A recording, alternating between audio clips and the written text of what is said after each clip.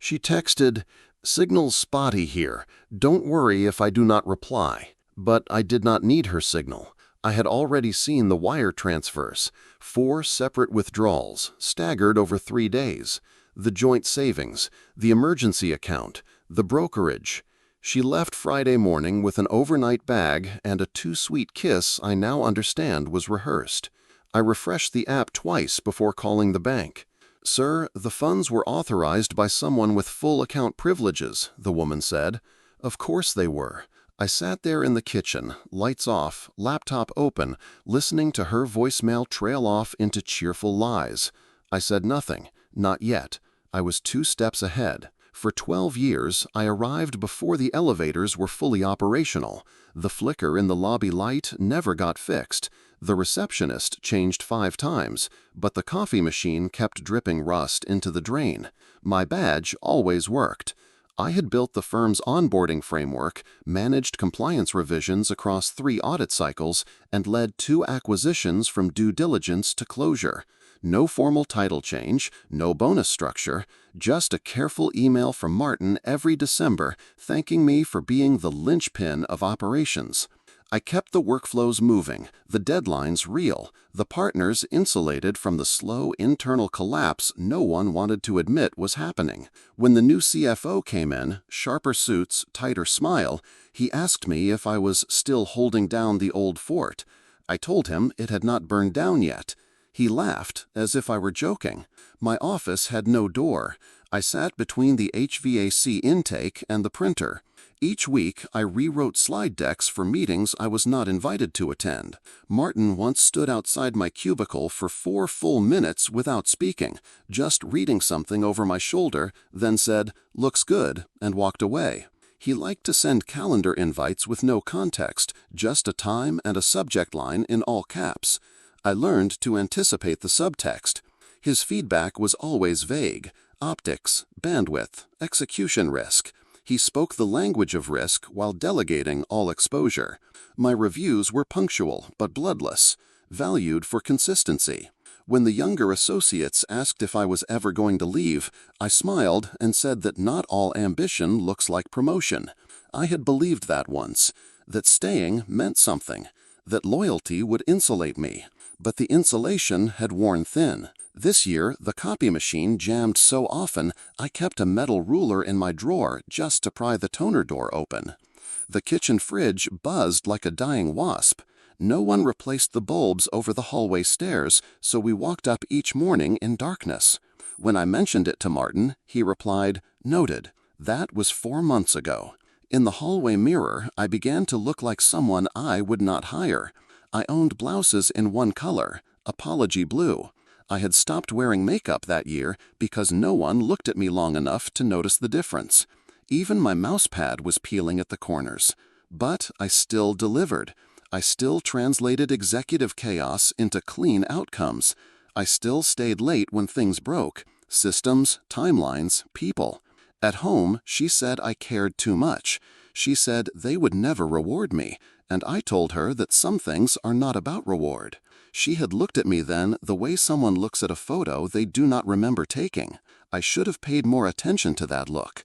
Instead, I printed her flight confirmation and left it on the counter. She said it was just a girls' weekend. I kissed her goodbye and returned to work. The bulb above my desk sputtered and died that afternoon. I never reported it. I just kept typing. The resume had not been touched in 5 years. It opened with a version of me that no longer existed, eager, condensed, overwritten with verbs that tried too hard. I deleted half the bullet points and stared at the blinking cursor. The job boards felt foreign at first. Everything was phrased in certainty: must be, will lead, shall deliver. I scrolled past a dozen listings without clicking. Then one caught my eye: Director of Compliance, remote optional, equity stake possible. I saved it. Did nothing. Just saved it. The next morning, I clicked again. Refreshed the page. The listing was still there. At work, a second bulb went out, and no one seemed to notice. The HVAC made a soft groaning sound now, like it had started to mourn the place. Martin sent a Friday email asking me to reframe the performance report in a more digestible format. I rewrote the spreadsheet for the third time that week, stripped out the real numbers, inserted soft targets. I had become fluent in distortion. That night, I typed a new summary line for my resume. Senior Operations Strategist with 12 years of risk-neutral implementation and post-M&A integration leadership. I read it twice, then closed the file without saving. The next day, the intern asked me if it was true that I had built the knowledge library from scratch. I said yes, but not loud enough for anyone else to hear. The walls had started to absorb sound. I noticed dust on the blinds. No one ever touched them, not even housekeeping. My coffee mug had a small crack beneath the handle. I kept using it. It matched everything else here. Functional, fractured, quietly degrading. When I came home that night, I opened the saved job again, clicked Apply Later, left the tab open. I told myself it was nothing, just research, just curiosity. But my shoulders felt lighter that weekend. I wore a blouse that was not blue. I caught myself smiling once in the mirror. Not because anything had changed, but because I had remembered that it could. She noticed. She asked if something was different. I said no. I said everything was fine. But I had started to imagine what it would feel like to leave. And the image stayed with me. The message came in at 10:42 a.m. Subject line, quick catch-up. The sender was Lauren Chow, former director of strategy at our partner firm before they spun off and expanded. She had once pulled me aside after a quarterly review to say, "You read rooms better than our whole board combined." I had not spoken to her in nearly 3 years. Her message was brief. Saw your name come up in a project recap. Curious if you're open to a conversation. No agenda. I waited an hour before replying, kept my tone neutral. We scheduled a call for the next afternoon. I booked a small conference room at the end of the hall, the one where the overhead light never fully turned on. It hummed quietly as I dialed in. Lauren's voice was exactly the same. Warm, clipped, no wasted phrasing. She asked how I had been, and I told her, truthfully, efficient. She laughed. Then she got to the point. We're building out a hybrid leadership team. People who've scaled systems under pressure. People who can lead without needing to be the loudest voice in the room. She said it like a compliment, but I felt the weight of what she had already guessed. She knew the kind of environment I had stayed in. She asked nothing about Martin. No questions about why I had not already left. Just a clear list of what they were creating. An operational architecture designed to withstand both growth and human error. We want people who've had to translate dysfunction into deliverables, she said, and who are ready to stop doing that. It was not a pitch. It felt like an exit ramp I had not known I was looking for. I kept my responses careful. I said I was listening, that I was not in a rush. She said she respected that. She said when I was ready, she would send over a preliminary outline, just so I had it. We ended the call in under 30 minutes. No pressure, no urgency. But the difference in tone was disorienting. I returned to my desk and opened Martin's latest request, an Excel file filled with errors from a junior associate he had assigned without oversight. "Can you just clean this up and get it ready for client review?" the message said, with no greeting, no punctuation. I stared at the spreadsheet for a long time. Then, slowly, I minimized the window. That evening, I found the outline from Lauren already in my inbox. It was elegant, precise. The salary range was higher than I had expected. The language assumed competence. I reread the phrase strategic autonomy 3 times. She had signed off with, "No pressure, just know this, you've already outgrown where you are." I closed the email without responding, but I kept thinking about the light in that conference room, the way it never fully worked, and how I had gotten used to that. I was not ready to decide, but I was no longer pretending I did not want to. I asked for the meeting formally, with an Outlook invite labeled Performance and Compensation Review, Q3 Alignment. Martin accepted without comment. I arrived precisely on time. Notes prepared, documents printed. He gestured to the chair across from his desk, but did not look up from his phone. The blinds were partially closed, casting fractured light across the floor. I began calmly, outlining the past 18 months of metrics, project delivery rates, audit readiness scores, client retention linked directly to integration plans I had drafted alone. I referenced the acquisition framework that had been adopted word for word from my original template. I closed the folder and said, "I believe a compensation adjustment and title recalibration are overdue." He finally looked up, smiled, but only with his mouth. "I appreciate your consistency," he said. "Truly, you're the kind of person who keeps things running while others are chasing headlines." I said nothing. He leaned back in his chair. "But you have to understand, we're in a transitional phase. A raise right now would send the wrong message internally. It's not about your value, it's about optics." I nodded once. "I'm aware of the firm's revenue trajectory. Optics are rarely the full picture." His expression did not change. "Titles are strategic," he replied. "You're most effective where you are. Disruption isn't always growth. Stability has its own kind of leadership." The air in the room thinned. I let the silence stretch. Then I asked plainly, "What path do you see for advancement?" He folded his hands, as if preparing a sermon.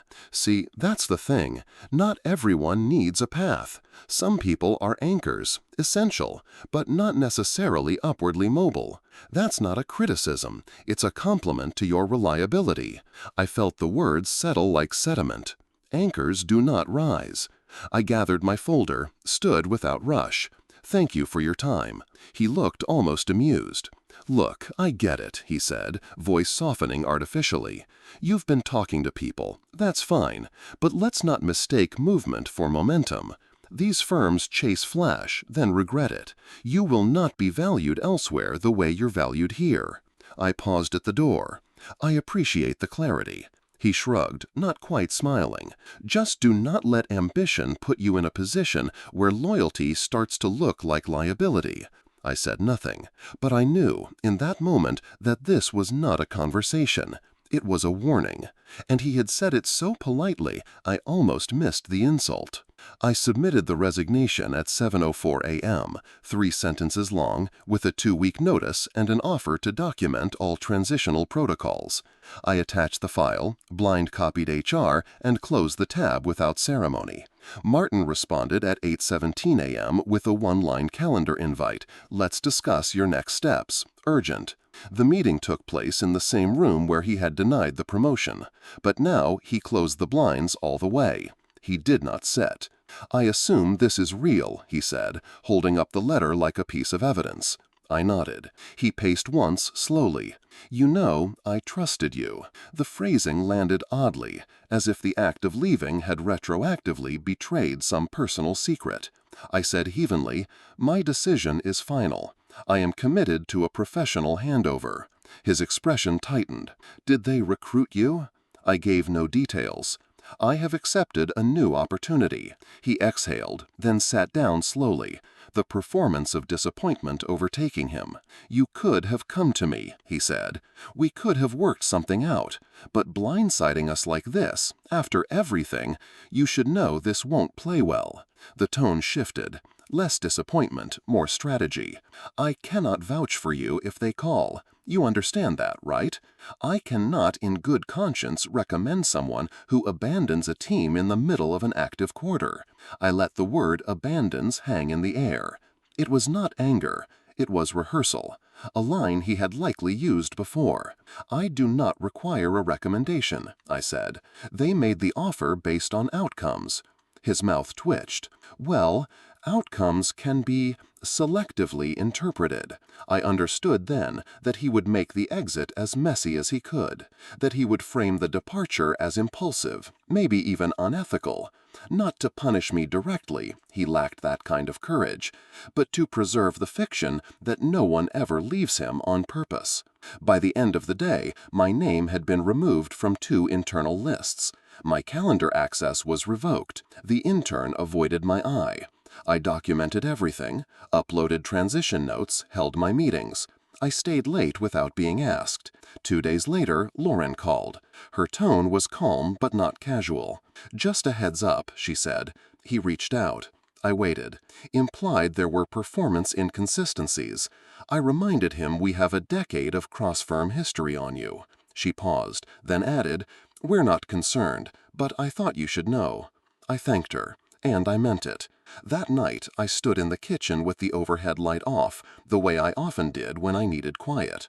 She was not home. I no longer checked the bank app. The silence felt different now, not hollow, but earned. The tension had broken, not with drama, but with choice. On my final day, no one said goodbye except the receptionist, who handed me my exit badge with a tight smile and said, "You always made things smoother than they were."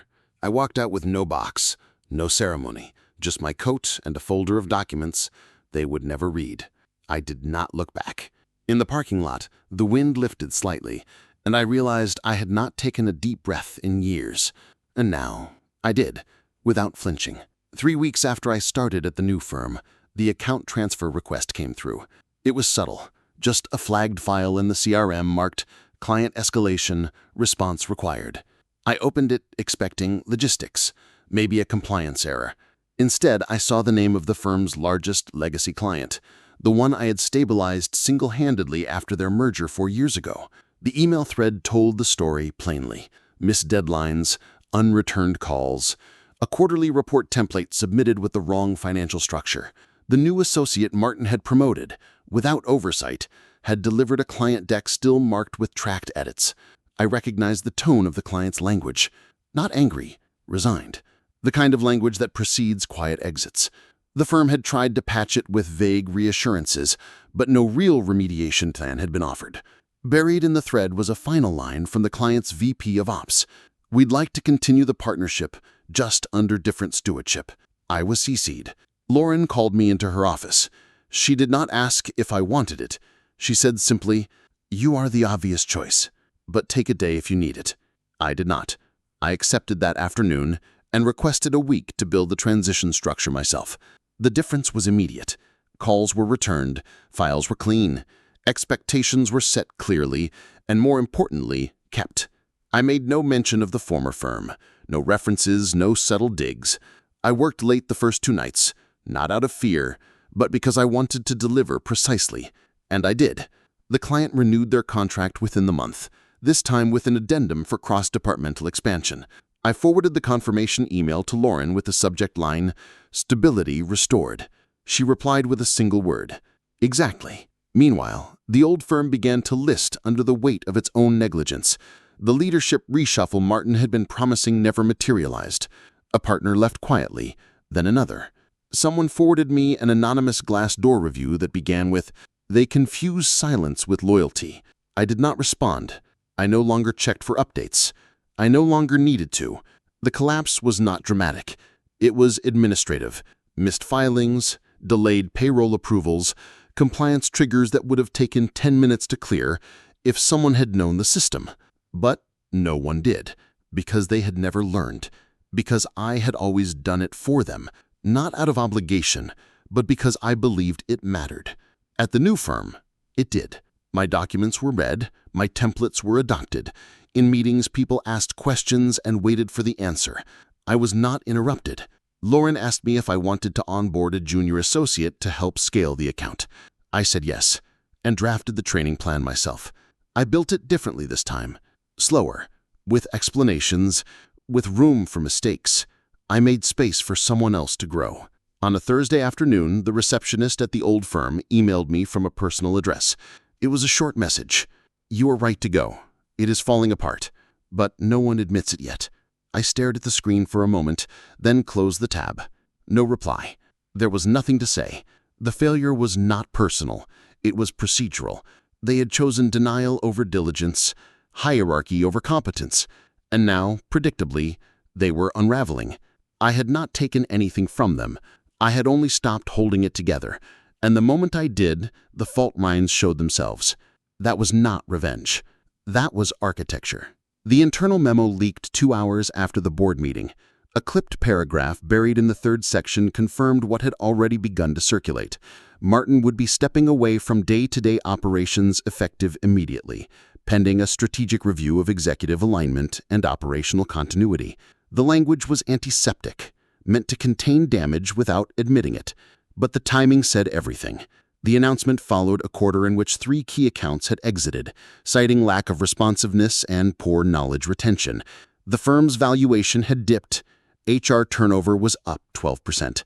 A junior analyst, one I had trained, had quietly joined our team the week before. She had asked if she should wait until her formal exit was processed to start. I told her, calmly, "You owe them professionalism, not silence." Lauren forwarded me the memo that afternoon with no commentary. She did not need to explain. The structure had collapsed inward, not because of one decision, but because of many, because they had built it on assumptions that loyalty was permanent and that competence could be replaced with confidence. A week later, an industry newsletter published a brief under Leadership Watch, confirming Martin's departure and speculating on investor pressure, client attrition, and the firm's struggle to adapt post-integration. I read the piece once, closed the browser, and returned to my notes. At our firm, we were finalizing a restructuring of onboarding to prevent the very type of knowledge silo that had unraveled them. I wrote the new protocol myself. I did not mention the past. I made no comparisons, but I designed it knowing exactly where cracks form. On a call that Friday, the client we had recovered said, "This is the first time in 2 years it feels like someone knows where the floor is." I thanked him. I made no reference to who had let the floor rot. The resignation notices from my former colleagues came in slowly. One left for graduate school, another joined a competitor. A third simply vanished from the org chart with no announcement. The departures were not coordinated, but they were connected. Not revenge, realignment. A quiet refusal to stay where leadership refused to evolve. No one wrote about that part. No one had to. In systems like that, collapse is never loud. It is dust, collecting on desks no one uses anymore. I said nothing publicly. I did not post, did not comment, did not speculate. But privately, I rewrote the phrase Martin had once said to me, "Not everyone needs a path." He had been right, in a way. Some of us do not need paths. We build them when the old ones fail. My mother visited the office on a quiet Tuesday afternoon. She brought me lunch in a paper bag and looked around with a kind of cautious pride, as if unsure whether this new life could be trusted yet. We sat in the small break room, clean and sunlit, with chairs that did not wobble. She asked gently, "Do you miss it?" I knew what she meant. The old firm, the certainty, the long familiar rhythm of being useful without being seen. I stirred my tea and said, "No, but I stayed long enough to think I would." She nodded, not pressing. I told her about the new mentorship program we had just launched, how junior staff now receive not just training, but context, how we embedded dignity into process. I told her that we had restructured feedback cycles to include upward reviews, that we stopped calling people resources. She smiled faintly and said, "I remember when you used to call in sick just to keep something from falling apart." I remembered too. But the difference now was simple. Things did not collapse when I stepped away. They adjusted, they adapted, because we had built a structure where one person did not carry what should be held by 5. That was the change. That was the win. I walked her out later that afternoon and paused by the doorway, thinking of all the doors I had once exited without being seen. Not this one. This one I had entered on my own terms. That evening, I reviewed the new policy draft on internal promotions, clear, merit-based without loopholes. I did not write it with bitterness, I wrote it with precision, because dignity is not sentimental, it is structural. Before I left, I stopped by a new hire's desk. She looked nervous. Her hand hovered over her mouse like she might click the wrong thing. I leaned down and said, "You cannot ruin anything that cannot be fixed." Her shoulders dropped half an inch. That was enough. Back at my desk, I opened a document I had started when I first left, my resignation letter. I kept it as a reminder of what I walked away from, but of what I walked into. I read the last line again before closing it. Loyalty is a contract, and I have learned to read the fine print.